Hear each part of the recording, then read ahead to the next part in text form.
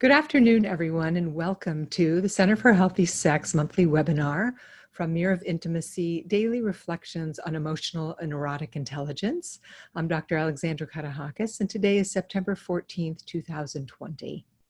Our topic today is preoccupation, which is a topic I'm quite interested in and fond of thinking about because so many of us are preoccupied most of the time, which is both a natural tendency and can be a problematic tendency.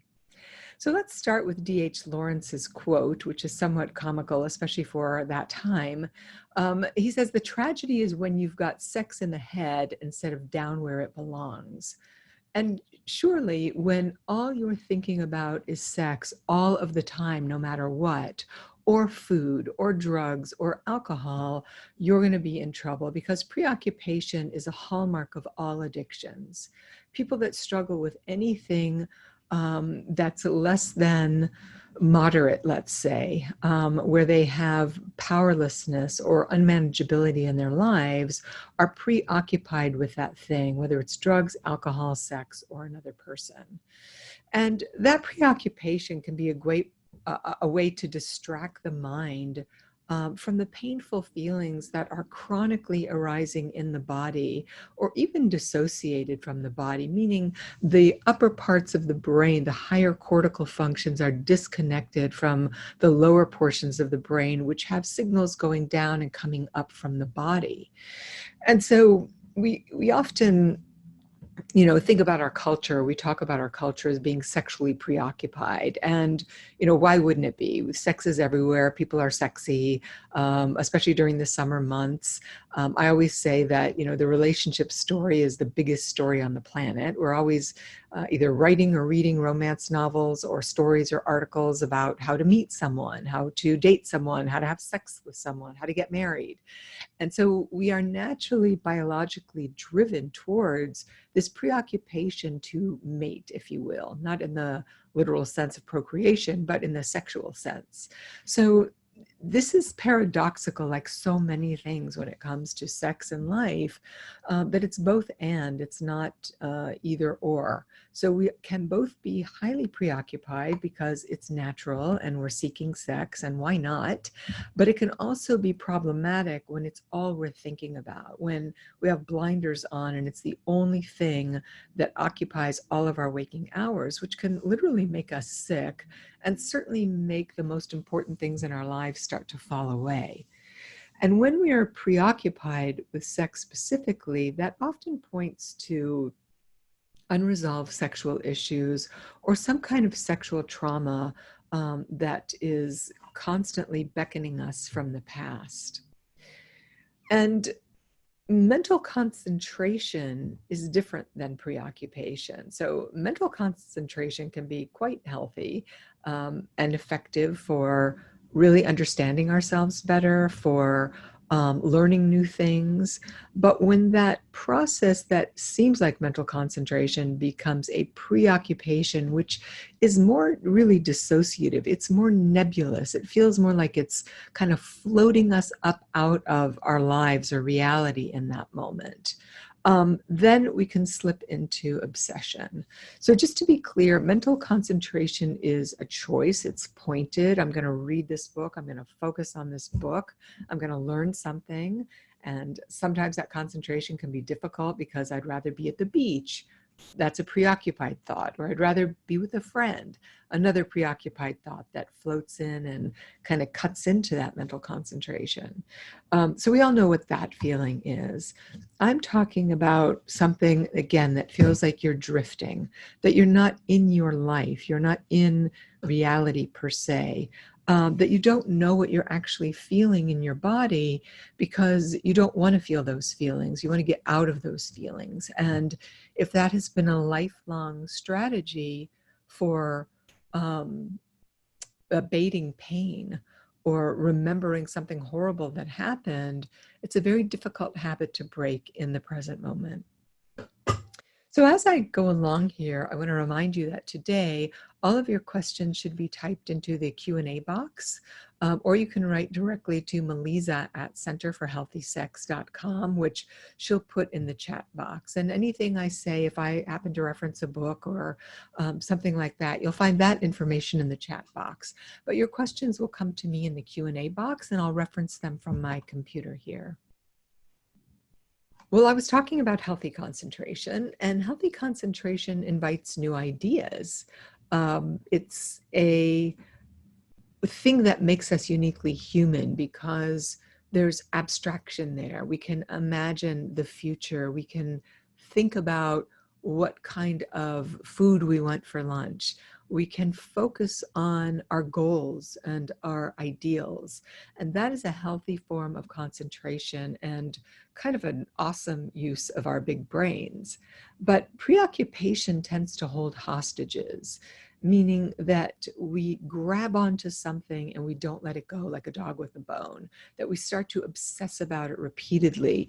But you feel like that dog with a bone or the proverbial rat on a wheel, where you really just can't ever get off of it. It's not going anywhere per se. And whereas healthy concentration helps us to focus on a mental object, and when we're doing that, we're not self-conscious. We're really focused on the thing itself. We're not thinking about how we look or what we weigh or what other people are thinking about us. We're just focused in a concentrated way on the task at hand, whether you're painting a dresser drawers, or as I said, you're reading, or you're learning something new, or you're even talking to someone in a business capacity or work capacity where you're trying to troubleshoot something. So suspending self-consciousness and integrating content from our minds is required for healthy concentration. And someone has a question now about are preoccupation and fantasy the same thing? And I would say yes, in general, that those are both fantasy pathways in the brain, and they're not altogether pathological or problematic.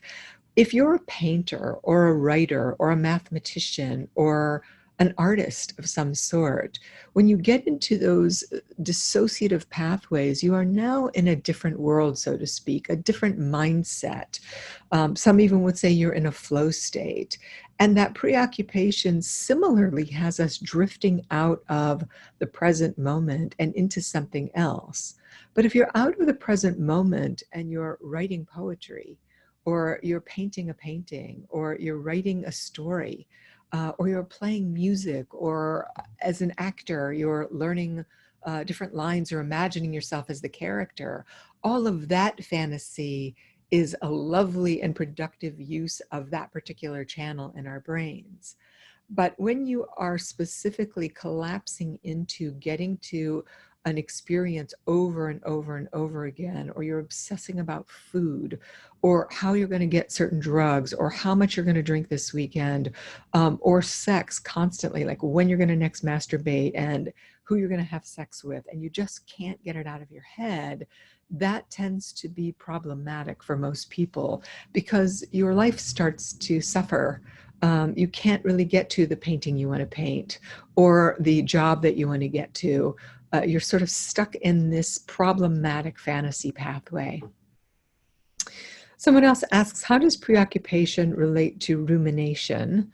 I think they are a little bit different, and rumination has more of the tendency of an obsessive compulsive sticky left brain, where there's a compulsive quality to rumination and perseveration, where I'm chewing something over and thinking about it from all angles, whereas preoccupation has a fantasy drift sort of feel to it. They're cousins, we could say, but they have a slightly different emotional valence to them, a different feel to them. This person says, I wake up every day and my first thoughts in my sleep-wake state is sex. I think this is starting to disrupt me, or at least I have to make every effort to set an intention for the day. Some days it will keep me in bed for an extra hour. So that is really a preoccupation that I'm talking about. There is something stuck there. That fantasy pathway is stuck. And You know, unfortunately, the more you allow it, the more intense it gets. So the quicker you get out of bed, the quicker you intervene on it, the quicker you kind of snap out of it in whatever way you can, the more you're intervening on that pathway in the brain that says, stop, I have to do something different. And maybe you just pull yourself out of bed and jump into a cold shower. Or you get on the phone and you call a friend. But the key thing is to get out of bed as quickly as you can so that you can interrupt that cycle. Someone asks here, what are the best strategies to deal with things from the past you do not deem or think as traumatic, but still had a major impact and lack of productivity in our life? Well, I would say, well, let me just finish this. I was hypersexualized at an early age. Well, that's traumatic. It might have been empowering at the time and you might have felt like you needed it, but that is a trauma. Lack of love, affection from my mother, another trauma. Now it's basically my self-concept, pleasing women. Have never been faithful to any partner and am most happy when having several partners a day. Bottom line, no bad memories, but still highly productive on my life. Well, I think these memories aren't bad because they're dissociated. And because they're dissociated, you're living in fantasy. And as evidenced by this chronic need to please women and have several women a day, that's a maladaptive strategy for getting your needs met when you couldn't get them met as a small child. So there is a disconnect between, or lack of integration in your mind-body. And the only way to really heal this deeply is to be in therapy over time. Someone writes, clients describe being in that problematic preoccupation and abandoning their values, acting out in ways they would usually not. Can you speak to that? What's happening in that moment? Well, I think whenever anybody has an addiction, they will violate their integrity and their values over and over again, because compartmentalization is an aspect of pathological dissociation.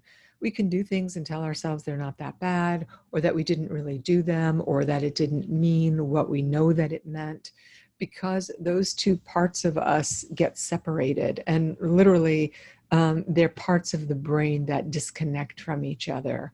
And so when people know that they are violating their value system, they can't stop it, that's a real hallmark of addiction also. So that's what's happening in that moment. And there is an old study that I don't remember the author's name of that showed that when there is a high level of neuronal firing, high levels of dopamine in the brain, there's lower neuronal firing to those parts of the brain and blood flow that have to do with morality and good judgment. So we're recruiting one part of the brain in a very intense way. And when we do that, the other part of the brain is sort of relaxed or not as online. And these are adaptive strategies in the organism to function. It's just like if you eat a really heavy meal, you can't go work out super vigorously because all of your blood flow and digestion is taking place right now. So we're constantly in these fluctuating states of what we need based on how we're tweaking the organism. So to get back to preoccupation, preoccupied people can get overpowered by this content that we're talking about now, and not even know that it's happening. So whatever self-awareness they might have gets projected onto the mental object of their attention, whether it's waking up and thinking about sex, or sexualizing somebody that's in front of you and you're supposed to be having a work conversation with them. Everything gets fetishized. And one of the definitions of fetish is that this is an object which contains our subjective experience, and we put it on the object. So if I am desperately seeking love and attention, and I didn't get that, let's say, from a father when I was very, very young, I will fetishize men. I will make them my love object, even though I don't know them. I don't know them. I don't know anything about them. They could actually be quite dangerous or difficult people, but it doesn't matter because I so desperately need to be loved. that I will turn that person into an object.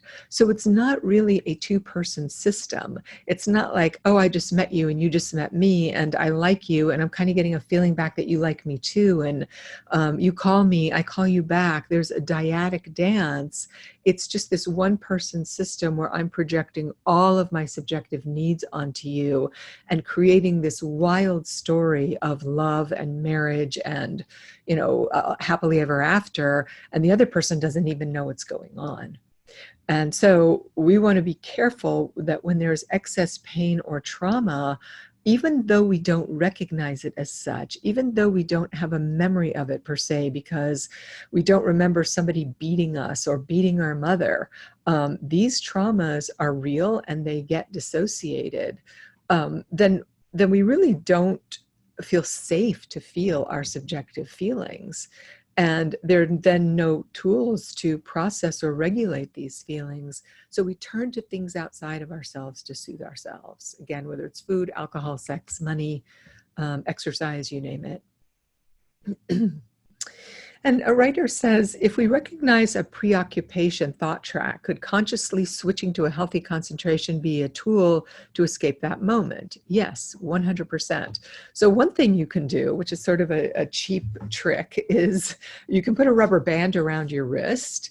Because if you're preoccupied with something all the time and you start to catch yourself, if you snap that rubber band so that it hurts, like get one that's really taut and has some elastic to it, that will snap you out of the preoccupation. That's a way that might be a little bit more violent than being able to catch it in the moment and just say stop or look away or don't go there. I talk about not giving these thoughts much landing space because the nature of the mind is to think thoughts, and then the mind can think all sorts of irreverent and kind of kooky thoughts. You can be thinking about things you really have no interest in or singing weird songs you don't really even like.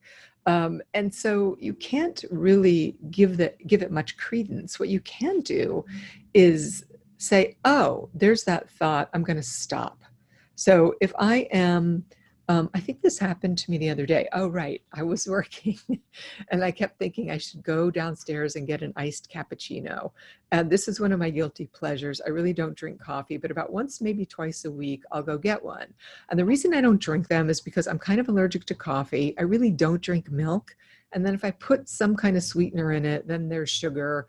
If I have agave around, I'll use that. But in any case, it's not really good for me. So I was doing some like numbers work the other day, and I thought, oh, I should go get an iced cappuccino, even though I just had one the day before. And then I thought, no, why don't I just wait? I'm not really hungry. I'm kind of full. So it's like the devil angel interplay. It was like, go get one, don't go get one, go get one, don't go get one. And so I just said to myself, stop, because I noticed my body and I thought, I'm full. I just had lunch. I'm not really sleepy. I don't need this. And so I'm just going to wait and see. If I want one in a couple hours, then I'll go get one, which was kind of a trick because I know I cannot have caffeine after 3 or 4 o'clock in the afternoon or I won't sleep. So by the time I finished my task, it was late in the afternoon, and that's like a 100% no-go for me.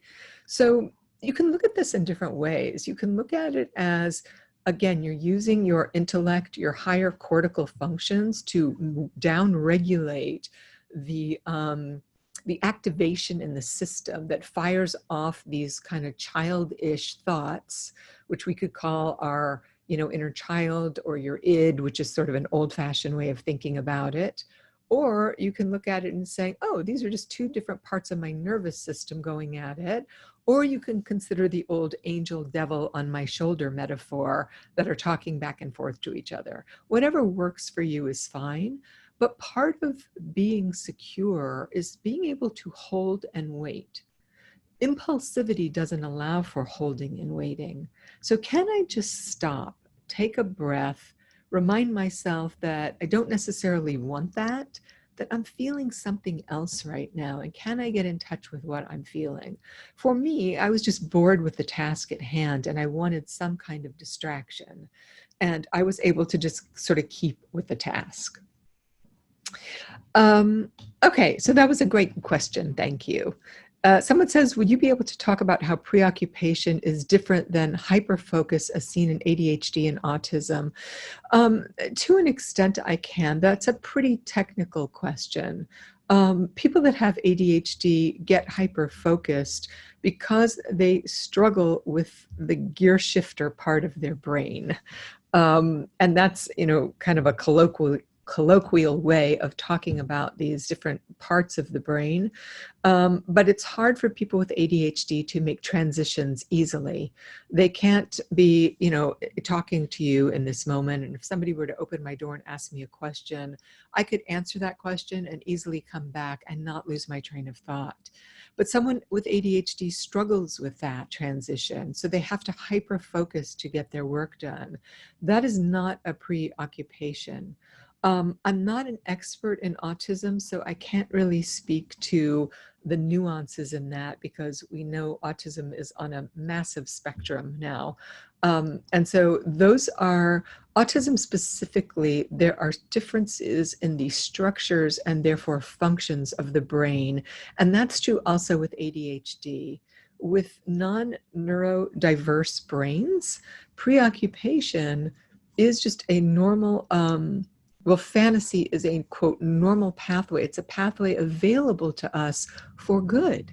If I can fantasize about the kind of car I want to own, and I can start to set up a budget and save money every month because I have a goal of this dream car, that's an incredibly useful use of that fantasy pathway. But again, if it just becomes problematic where I'm so focused on something else that I cannot get my work done, or I'm lying to people because I've got messes in my life, or I don't do what I say I'm going to do because I run out of time, then I probably have a problem with something. Those same things are problems with people with ADHD, but it's not the same mechanism, it's different. So if you struggle with that, I would recommend that you get a good diagnosis, that you find an ADHD coach to work with and get a good workbook and start to put things in place that help you stop the hyperfocus, whether it's setting alarms, or having someone who can help you move from one job to the next, and start to work with your neurodiversity. And we have another person question here who says, can a preoccupation with sex act as a defense mechanism, taking control of a, I don't know what this acronym is. Can preoccupation with a sex act as a defense mechanism be an active remnant of anxiety about unpredictable attack? Oh, so is this a panic disorder resulting from childhood abuse? If you would rewrite that question without the acronym, that would be helpful because I don't really understand the question. Here's a question that says, I have a lot of problems with projects I'm passionate about, therefore anxious about, and those go hand in hand. I will sit down on the weekend and end up on my phone or online shopping. Then I lose my whole day. Would noticing my body help like you with the iced cappuccino? I'm now concerned that it is also a preoccupation. Well, let me just say my experience with writing is that anxiety goes with the territory. And there are a million different distractions instead of sitting with the anxiety, because the anxiety is 100% a part of the creative process.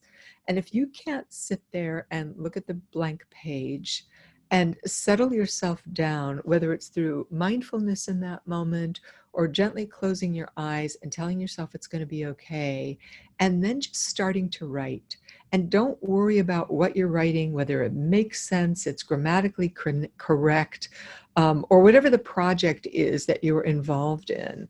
Just start to do something. And as you start to do something, you will start to break the constraint of the anxiety, and then the work will start to get underway. And you can go back and correct what you started with if it's just, weird or nothing. But I know what I'm writing, my refrigerator couldn't be cleaner. My cat couldn't be more sick of me brushing her. Like, there are a million things I'll look to do other than the task at hand. And so I've learned to sit still and notice where the anxiety is. And so I would ask you to do the same. Like, where is the anxiety in your body? Is it in your chest? Is it in your belly? And what is it saying? It's probably saying something like, I'm scared, or I can't.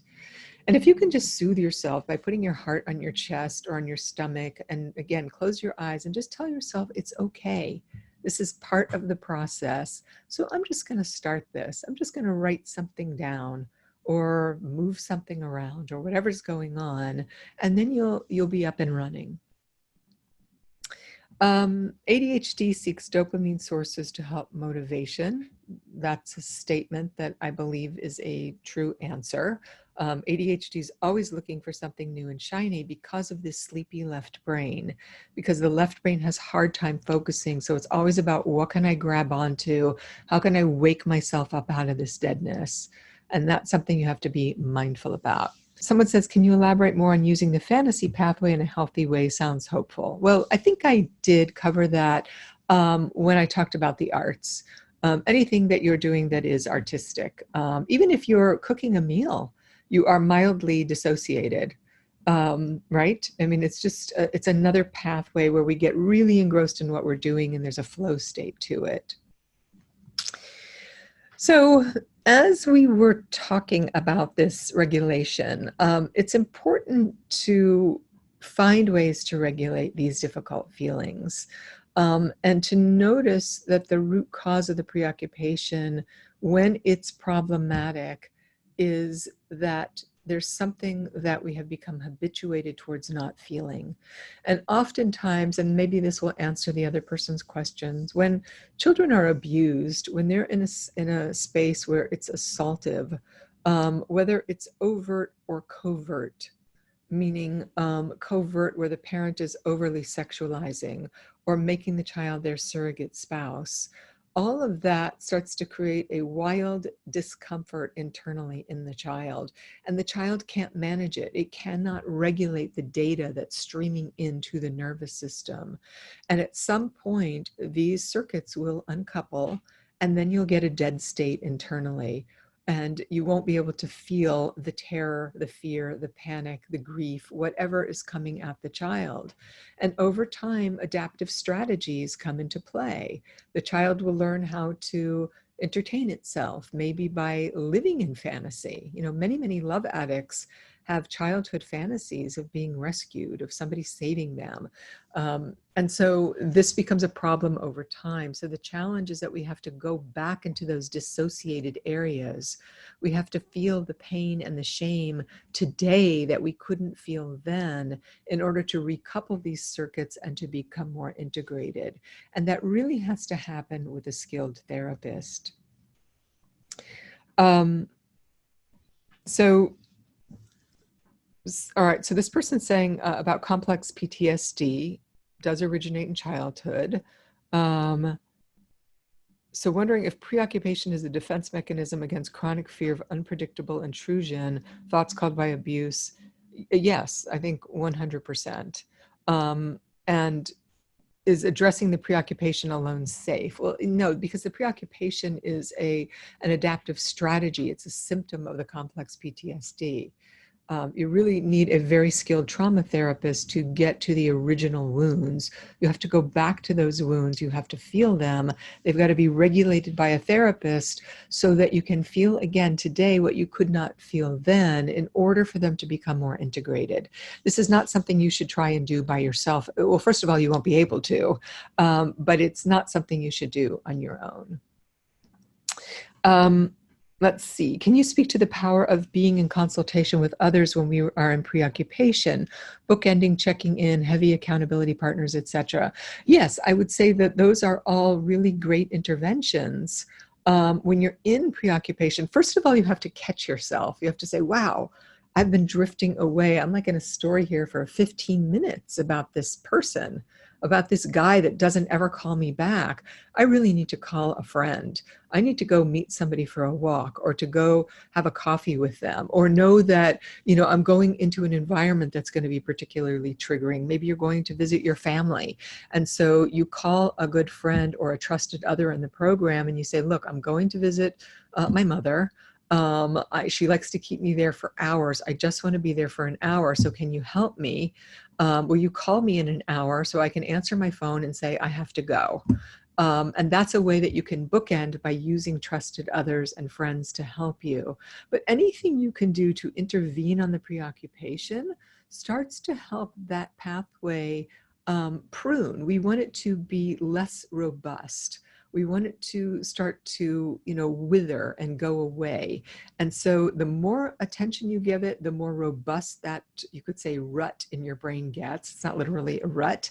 And the less attention you give it, the more it starts to heal. Do you see preoccupation as being a subset of procrastination with similar strategies to treat?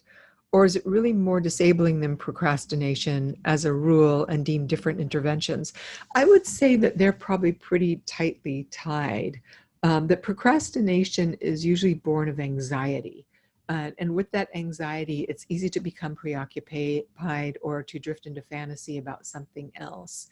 So I think you have to start with inviting the anxiety about the procrastination, because anxiety is not a feeling per se. I always think of anxiety as like a boiling tea kettle. When the tea kettle boils, it starts to whistle. But the whistle is not what's actually going on. It's the boiling water underneath that's causing the whistle to occur. So if you consider that anxiety is the whistle, what's underneath that? Well, I'm scared, or I feel sick, or I feel terrified, or I don't know what I'm doing, which would tie to being afraid. So that procrastination is going to make anxiety get really high, and then it's easy to drift into preoccupation about something non-related to the task at hand. So moving along here, preoccupation seems to promise that good can come of it if we indulge in it. That's what we're talking about, right? If I just think about that person long enough, maybe they'll call me, maybe they'll want me. And it's not going to resolve itself that way, because a preoccupied state perpetuates these negative cycles that we've been talking about. So really the only way to bring healing is to leave the preoccupied state, to intervene on it in some of the ways that we've been talking about, and to think of some sort of short-term disruption. Some of the suggestions that were given by, I believe it was Erica, are great. Making a phone call, bookending with a friend, as I said, going for a walk, meeting somebody for lunch or coffee, anything to shake yourself out of it so that you can start to develop present awareness over time. And so the question is, the challenging question, first of all, you've got to get yourself out of the preoccupation. And the way you do that is you start to notice that you're even doing it. How much time do I spend elsewhere? When you have your lunch today, are you actually tasting and savoring the food that's going in your mouth bite by bite? Or are you shoveling it in while you're thinking a million other thoughts? That's a really good mindfulness practice, is to stop and say, I'm just going to chew this bite of food and really see what it tastes like, and taste how delicious it is or boring it is, depending on what you have for lunch. And just start to notice. That noticing starts to bring you into the absolute present moment. And when you can start to notice the preoccupation, intervene on it, and bring yourself into the present moment, you are starting to live a more present life, a life that is filled with extraordinary, ordinary moments, like just tasting a hard-boiled egg, which is not that exciting. But if you taste the texture of it, if you feel sort of the rubberiness of it, if maybe it has a little salt on it, so that makes it taste a little better, you're acutely engaging the senses in a way that make you feel more alive, less disconnected, less dissociative. So take time to observe your thoughts today. I really want to challenge you and all of us to do that. What thoughts are productive and which ones are echoes of stress or anxiety or escapism? And how familiar are you with these thoughts? Are they age-old thoughts that just roll over and over and over again? Do you need professional help to help you get out of these patterns? And what physical sensations accompany these thoughts? What's going on in your body in that moment? Is there high anxiety, tightness, tension? Where in your body do you feel this tightness and this tension? Get to know what's happening, because the body is really considered the deep unconscious now. It's where we store all of our affect, all of our emotion, even when we were badly, badly hurt as children. And so see if you can start to make friends with and be less afraid of what's really going on with me. Because we tend to just live from the neck up. We tend to ignore our visceral bodily based states. And that's when we feel joy. You know when you feel joy because you feel it in your heart. You know when your heart feels expanded versus contracted or tight or broken. These are all real, real feelings, not our ideas of feelings. And take time to breathe into these self states. See if you can notice the tension and then gently close your eyes and send some oxygen to your brain and feel your body. All of this will have you starting to shift some of these dissociative pathways gently. Someone asks, is preoccupation an avoidance behavior or a way to manage your issues in a positive manner? I think it's more of an avoidance behavior. I find that doing household projects and exercising is helpful in getting my mind quiet or in a zone. If thoughts come up, I'm able to think about them in a clear, more relaxing manner. Well, I think we're conflating two things here. Doing household projects and exercising is not necessary. You could say, oh yeah, I'm preoccupied with exercising, but it's not a preoccupied dissociative state in the brain. You're present and you're working out. And that preoccupation might give you a momentary respite from your stresses or your anxieties of the day. So that's perfectly healthy and a good use of exercise, or even, cleaning your house and doing household chores. There's something incredibly meditative about cleaning, because you are present with what you're doing and you're taking care of yourself and your space. And that makes you feel better all the way around. Someone says, I've had 2 years worth of therapy and not sure we've really gone through dissociation, although the greatest benefit I found was that she and I are writing it all out. It has brought it all to the surface and I understand the impact, but I'm not better. Well, that is the problem. Understanding does not make us feel better. And so writing out your history, your sexual history or your trauma history is important because it makes it real that it really did happen and you're really not imagining it. But if it is not regulated, if you're not actually feeling what you feel when you're talking about it, and you don't have a therapist regulating it at the same time, and you don't have a therapist that knows how to take you into those feeling states, you'll understand your trauma, but it will not have helped you get out of these dead states. Because I always say you can't fix a right brain problem with left brain interventions.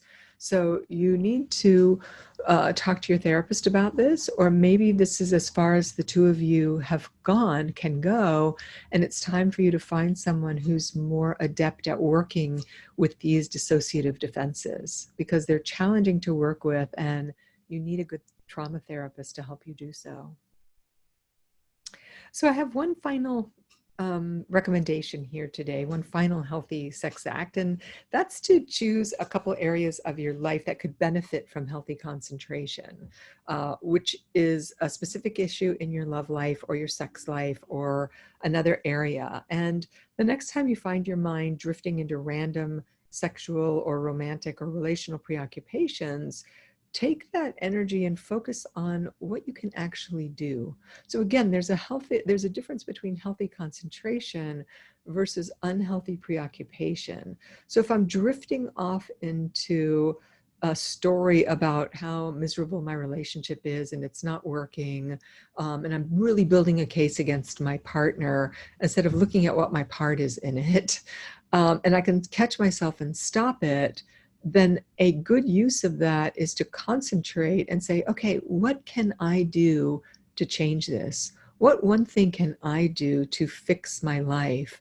What action can I take? that will invite greater meaning into my life. And it may be that I need to talk to my partner. I need to sit down and talk to them and check out my projections onto them, the way I'm turning them fetishistically into a hate object instead of a full human being that's probably in pain themselves or struggling themselves. So take the preoccupation, see if you can intervene on it, bring it into the present moment, and then ask yourself, what actions can I take? If this is really a problem, instead of living my life in fantasy, what can I do in the here and now to move my life forward? So that's the end of our topic of preoccupation today. I really appreciate all of your questions and your participation. I want to remind you that you can find Mirror of Intimacy on Amazon.com, and we always welcome your reviews for the book. And also that you can find us at centerforhealthysex.com, or you can talk to one of our intake counselors at 310-843-9902. So I'm Alex Katehakis. I appreciate your participation, and I hope you all have a great rest of the month, and I look forward to talking to you in October.